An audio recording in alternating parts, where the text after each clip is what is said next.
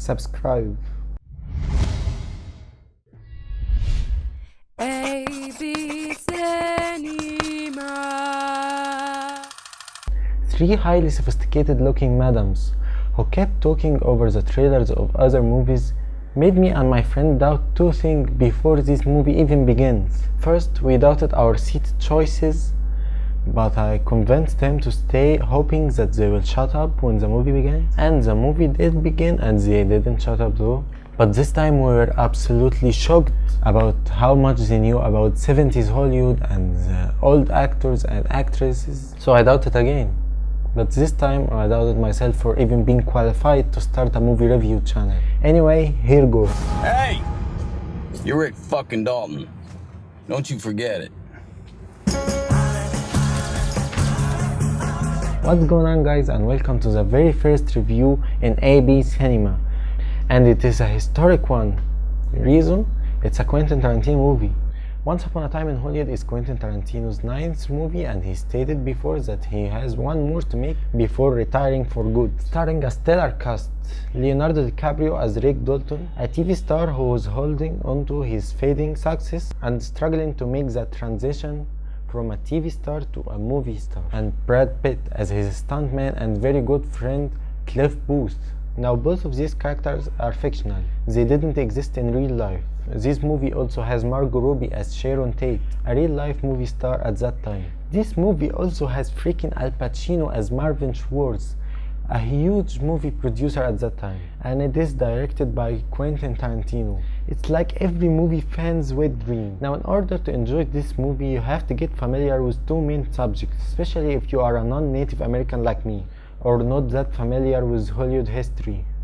First subject, a little historical background about Hollywood at the 70s. Second subject, Quentin Tarantino's directing style. So I'll do a quick overview over both of these without spoiling anything about the movie whatsoever. This movie is about late 60s, early 70s Hollywood. And you need to know that there were some really big changes happening at Hollywood at that time. In the movie industry, movies were going from looking like this to looking like that. Also, you need to know that there were that group of bohemian, anti-government, free folks that are called the hippies. And within those hippies were the famous Charles Manson, a real-life serial killer and the leader of the Manson family.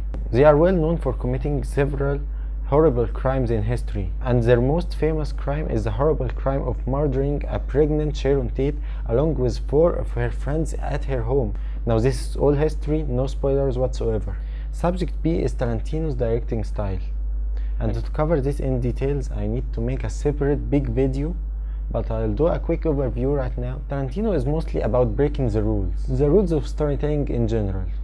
He messes around with them. The use of heavy dialogue, creatively awesome yet meaningful cinematography. He also uses hand-picked songs for his movies rather than an original film score. Crazy over-the-top violence, along with those repeated shots of bare women's feet throughout his movies. All in all, he's a crazy guy who absolutely loves film. And if you think about it, you can say in a way all of Tarantino's movies are movies about movies. Now back to the film, and starting with the performances. As you've probably heard, Leonardo DiCaprio and Brad Pitt are both amazing in this movie. They had this awesome chemistry throughout all of their scenes on screen. That chemistry between them was a glorious thing to behold. DiCaprio had this big break since his Oscar-winning Revenant. Now he's back with this role of a struggling actor. Brilliant. It's really one of my absolute favorite versatile roles that DiCaprio has ever done. And Brad Pitt, he absolutely kills it as his stuntman and good friend Cliff Booth, who's absolutely hilarious and absolutely badass. Margot Robbie was also good in this movie, despite her having very few lines and very few things to do, but her presence was absolutely necessary, and I'll get to that in my spoilers video. Also, honorable mentions for great performances are Dakota Fanning, who really surprised me, and also that little girl who stole that scene that I will not spoil for you.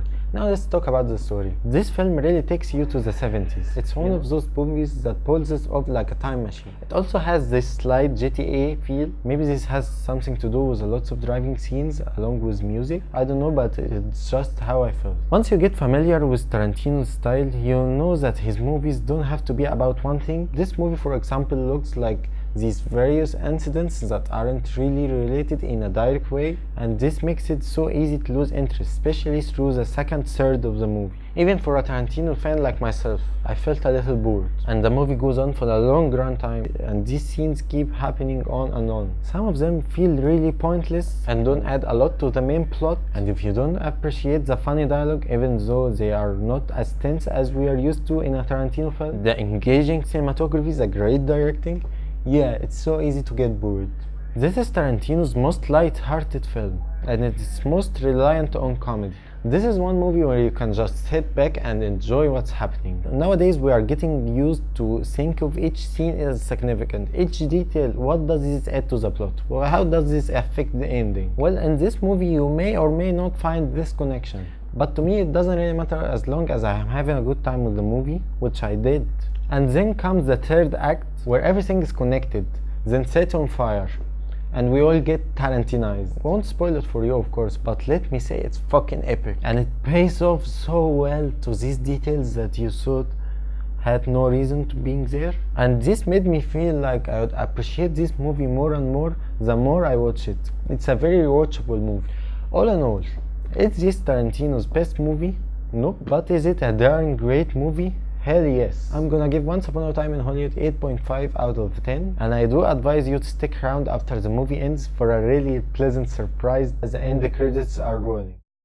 This is AB and you are here for the cinema. And just like movies, great presentations are all about evoking emotions using creative storytelling techniques. Want to visualize your message in the most attractive way, or maybe update some old slides into a more modern professional look? Whether it's in PowerPoint, Prezi or Google Slides, or other graphic design services, I got you covered.